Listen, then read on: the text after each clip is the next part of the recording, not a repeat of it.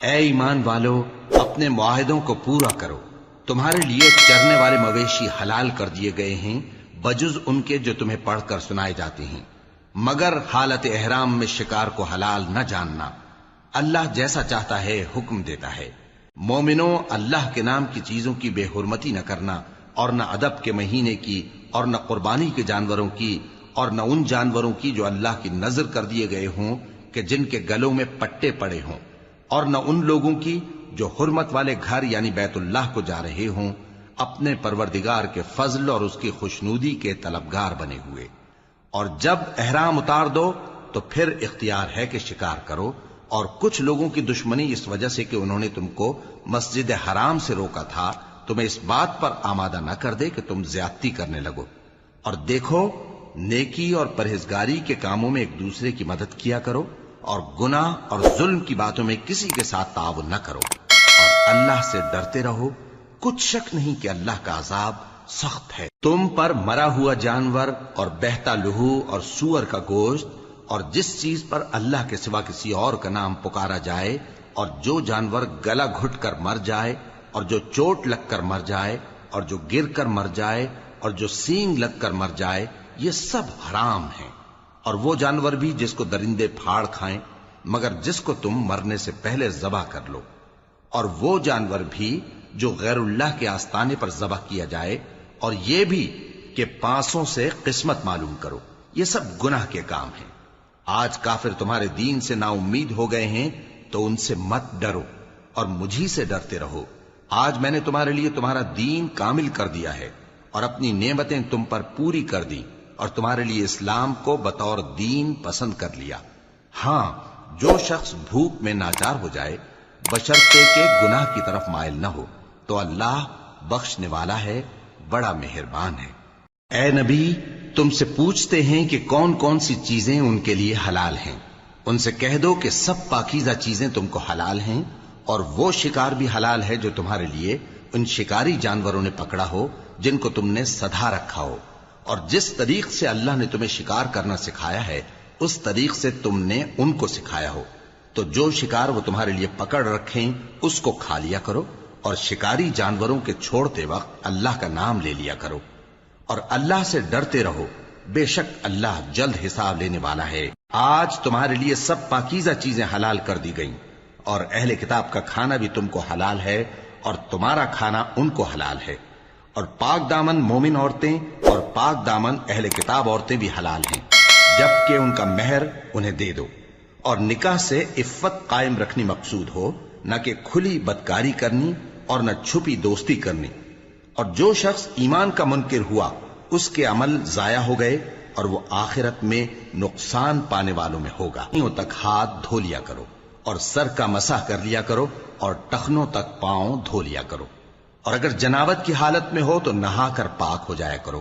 اور اگر بیمار ہو یا سفر میں ہو، یا کوئی تم میں سے بیت الخلا سے ہو کر آیا ہو، یا تم نے عورتوں سے مقاربت کی ہو، پھر تمہیں پانی نہ مل سکے تو پاک مٹی لو اور اس سے منہ اور ہاتھوں کا مسح یعنی تیمم کر لو۔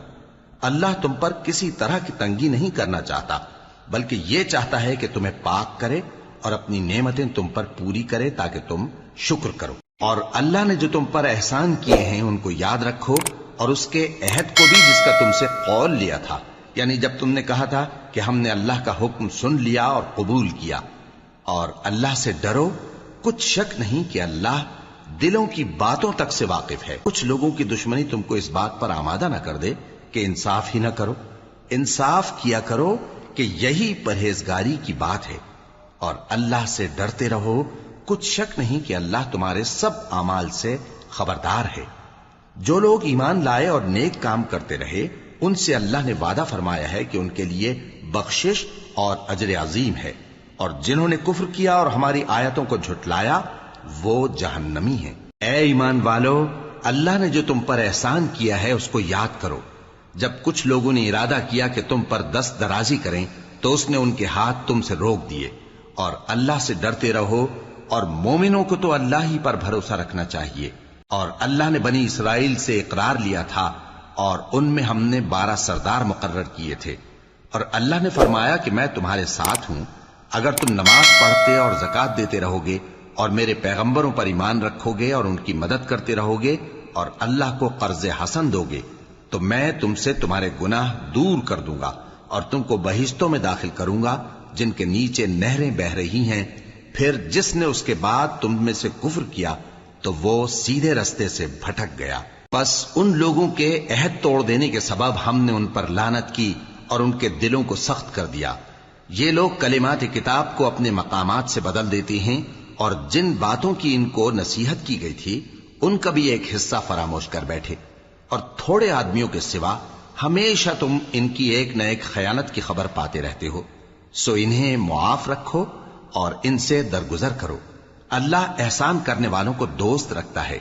اور جو لوگ کہتے ہیں کہ ہم نصارہ ہیں، ہم نے ان سے بھی عہد لیا تھا، مگر انہوں نے بھی اس نصیحت کا جو ان کو کی گئی تھی ایک حصہ فراموش کر دیا تو ہم نے ان میں قیامت تک کے لیے دشمنی اور کینہ ڈال دیا.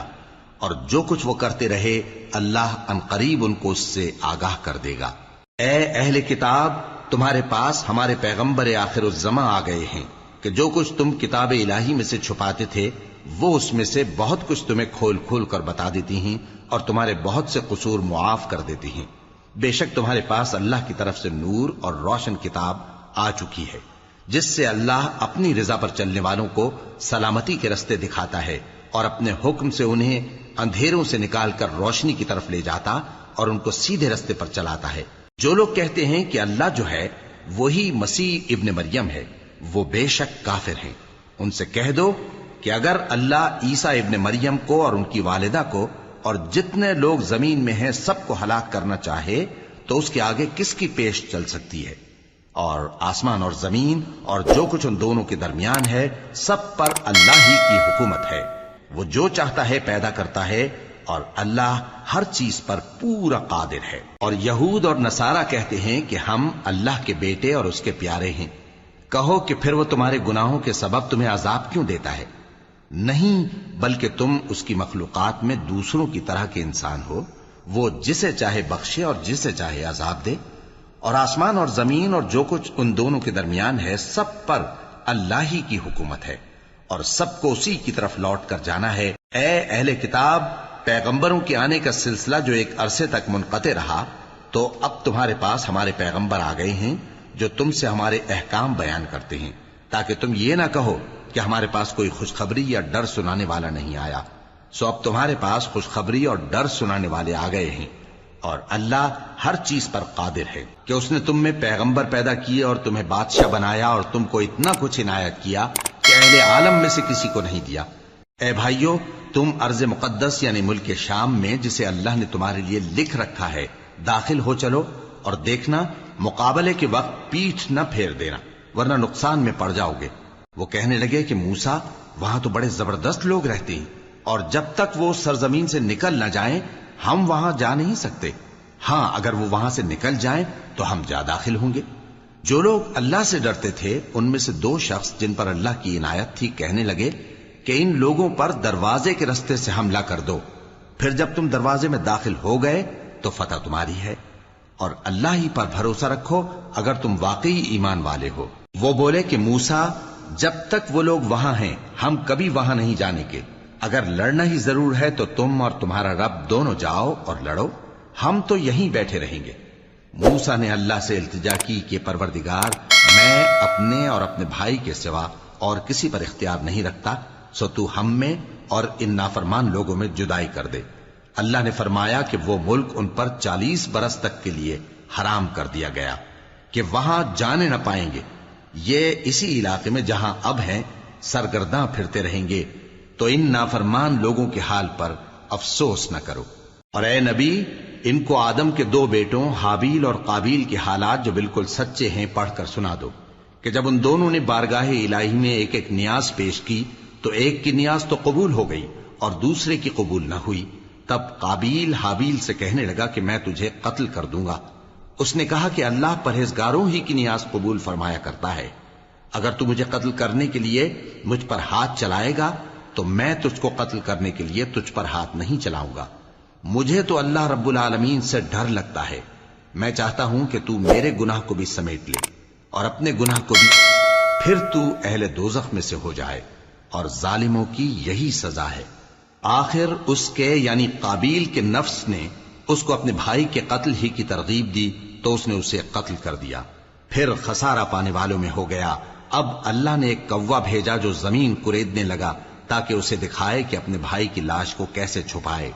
کہنے لگا، ہائے کمبختی، مجھ سے اتنا بھی نہ ہو سکا کہ اس کوے جیسا ہی ہوتا کہ اپنے بھائی کی لاش چھپا دیتا۔